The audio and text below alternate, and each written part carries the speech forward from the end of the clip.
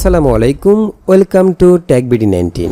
প্রিয় বন্ধুরা, আজকের ভিডিওতে আমরা শিখব ইডিএস দিয়ে ভিডিওতে নির্দিষ্ট একটি সাবজেক্টের কালার কিভাবে পরিবর্তন করা যায়। তো চলুন ভিডিওটি শুরু করা যাক এবং সেই সাথে গ্রাফিক্স ডিজাইন, ভিডিও এডিটিং এবং অ্যানিমেশন সংক্রান্ত সব ধরনের টিউটোরিয়াল পেতে চ্যানেলটি সাবস্ক্রাইব করে আমাদের সঙ্গে থাকুন।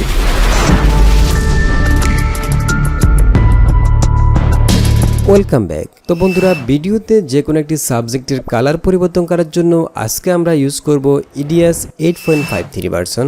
আর এই কাজটি আপনি ইডিএসের যে কোনো ভার্সন দিয়ে করতে পারবেন।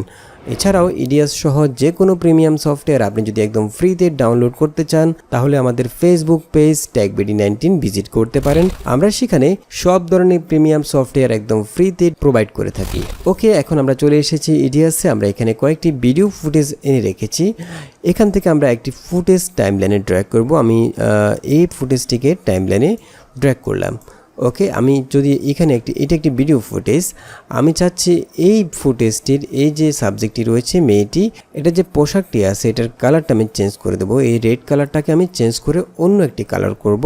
তবে এখানে আদার্স যেসব কালারগুলো আছে অর্থাৎ মেয়েটির ফেস অথবা অন্যান্য কালারগুলো সব ঠিক থাকবে, শুধুমাত্র এই পোশাকটির কালার আমি চেঞ্জ করব। ওকে, তো এই কাজটি করার জন্য আমাদেরকে একটি ফিল্টার্স ইউজ করতে হবে। ওকে, আমি এখান থেকে চলে যাচ্ছি ইফেক্ট অপশানে। এখান থেকে আমি চলে যাব ভিডিও ফিল্টার্স, আর এখান থেকে আমি ইউজ করব হচ্ছে ক্রোমিনেন্স। এই ক্রোমিনেন্স ফিল্টারটিকে আমি জাস্ট ক্লিক করে ধরে এনে ভিডিও ফুটেজটির উপরে ড্র্যাগ করব।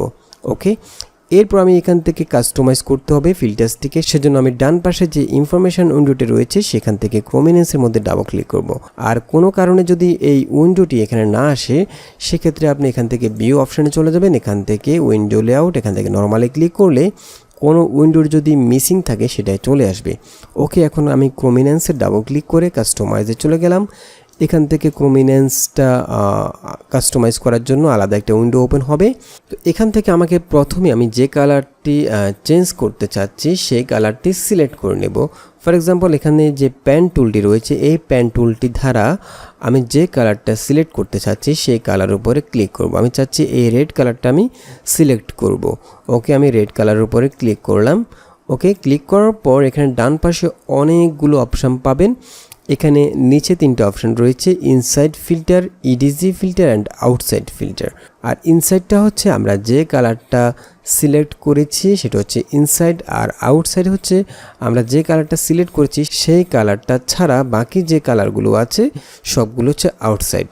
ওকে, তো এখন আমরা যে কাজটা করব সেটা হচ্ছে আমরা এখানে ইনসাইড কালার অর্থাৎ আমরা যে কালারটা সিলেক্ট করেছি সেই কালারটাকে আমরা চেঞ্জ করব। তো সেই জন্য আমাদেরকে ইনসাইডের মধ্যে যে ফিল্টার রয়েছে ইনসাইড ফিল্টার, এখান থেকে একটি ফিল্টার চুজ করতে হবে। তো কালার পরিবর্তন করার জন্য আমাদেরকে কালার হুইল ফিল্টার্সটি ইউজ করতে হবে। এখানে আপনি ইনসাইডের মধ্যেও কালার ভিডিও ফিল্টার ইউজ করতে পারবেন, প্লাস আউটসাইডের মধ্যেও ভিডিও ফিল্টার ইউজ করতে পারবেন। অর্থাৎ আপনি যে কালারটি সিলেক্ট করেন নাই অর্থাৎ সিলেকশনের বাইরে যেসব কালারগুলো রয়েছে সেই কালারগুলোর মধ্যেও এখান থেকে ফিল্টার্স ইউজ করতে পারবেন। আর এখানে ইনসাইড ফিল্টার্স যেটা ইউজ করবেন সেই ফিল্টার্সটি শুধুমাত্র আপনি যে কালারটা চুজ করেছেন সেই কালারের মধ্যে অ্যাপ্লাই হবে। আমি প্র্যাকটিক্যালি দেখিয়ে দিচ্ছি। ফর এক্সাম্পল, আমরা এখানে ইনসাইড ফিল্টার্স থেকে আমরা ইউজ করব হচ্ছে এখানে আপনি সবগুলো ফিল্টার্স পেয়ে যাবেন। অর্থাৎ আপনার এখানে ইফেক্ট অপশানের মধ্যে যতগুলো ভিডিও ফিল্টার্স রয়েছে সবগুলো এখানে চলে আসবে। তো আমি এখান থেকে চুজ করব হচ্ছে কালার হুইল। আমি এখান থেকে কালার হুইলটা সিলেক্ট করলাম। আচ্ছা, এরপর আমি এই কালার হুইলটাকে কাস্টমাইজ করে নেব। সেজন্য আমি এখান থেকে সেট আপ অপশানে চলে যাব। এখন আমাদের কালার হুইল উইন্ডো যেটা সেটা চলে আসছে।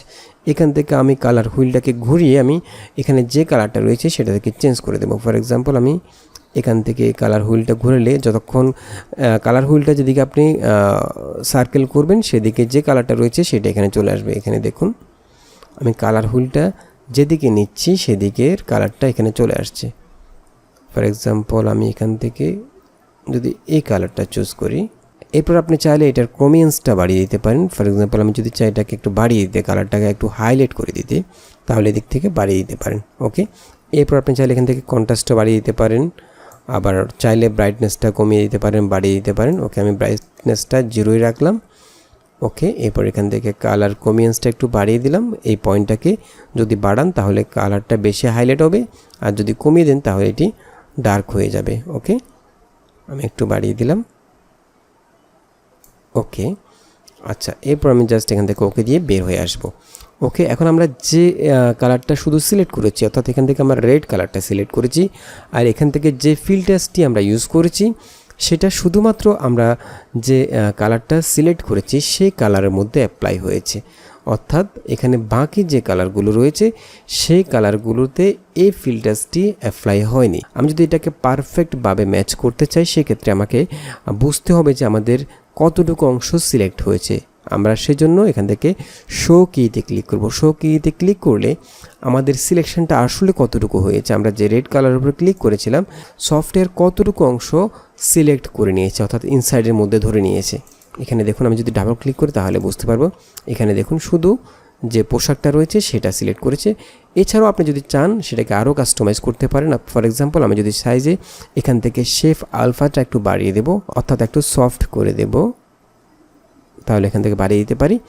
আর আমি যদি চাই যে এখান থেকে কী কালার, এখান থেকে আপনি যে কালারটা সিলেক্ট করেছেন সেই কালারটাকে আবার কাস্টমাইজ করতে পারেন, অর্থাৎ একটু কমাতে পারেন, বাড়াতে পারেন। ওকে, তো আমি যেহেতু কালার এখান থেকে পেন টুল দ্বারা সিলেক্ট করেছি তাহলে সেক্ষেত্রে আমাকে এখান থেকে কোনো কালার কাস্টমাইজ করতে হচ্ছে না। এরপর আমি এখান থেকে চলে যাব কালার লুমিনেন্স। এখান থেকে আমি এটার বেসটা বাড়িয়ে দিতে পারি, অর্থাৎ এটা কতটুকু এরিয়া জুড়ে কাজ করবে। আমি যদি এখান থেকে বাড়াই তাহলে এটা এরিয়াটা বেড়ে যাবে। খেয়াল করুন, এই দেখুন আস্তে আস্তে এরিয়াটা বেড়ে যাচ্ছে। আর আমি যদি কমিয়ে দিই এটার এরিয়াটা কমে যাবে। আমি ততটুকু পর্যন্ত বাড়াবো যতটুকু পর্যন্ত বাড়ালে আমাদের ফেসের মধ্যে কোনো ধরনের এফেক্ট না হয়। আমি যদি এখান থেকে ডাবল ক্লিক করে একটু বড় করে দেখি, দেখুন এখানে আমাদের ফেসের মধ্যে কোনো ধরনের সাদা কালারটি আসেনি, তার মানে আমাদের ফেসটা এখনও এটা সিলেক্ট করিনি। আমি ততটুকু পর্যন্ত বাড়াবো। ওকে, আমি আর একটু বাড়াচ্ছি।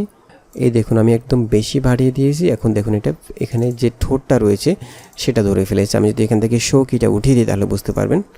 এই দেখুন এখানে লিপস্টিকের যে কালারটা ছিল সেটা রেড ছিল, সেটা এই কালার হয়ে গেছে।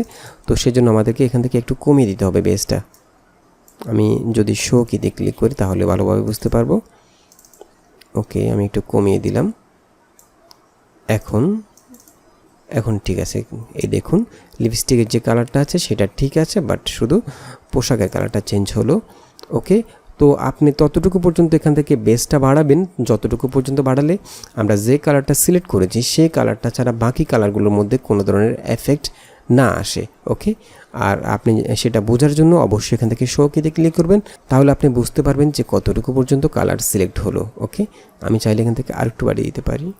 এরপর আমি যদি চাই আউটসাইডে কোনো ধরনের কালার ফিল্টার্স ইউজ করতে, ফর এক্সাম্পল আমরা যে কালারটি সিলেক্ট করেছি এখানে যে সাদা অংশটুকু আছে সেটা হচ্ছে ইনসাইড, আর কালো অংশটুকু হচ্ছে আউটসাইড, অর্থাৎ এখানে আমাদের সিলেকশনের বাইরে যে অংশটুকু সেটা হচ্ছে আউটসাইড। এখন আমরা চাইলে আউটসাইডের মধ্যেও কোনো ধরনের ফিল্টার্স ইউজ করতে পারি। ফর এক্সাম্পল আমরা চাচ্ছি যে অংশটুকু আমরা সিলেক্ট করেছি অর্থাৎ এই রেড অংশটুকু ছাড়া বাকি অংশটুকু আমরা সাদা কালো করে দেব। ওকে, সেক্ষেত্রে আমি আউটসাইড ফিল্টারের মধ্যে ক্লিক করে এখান থেকে চলে যাব হচ্ছে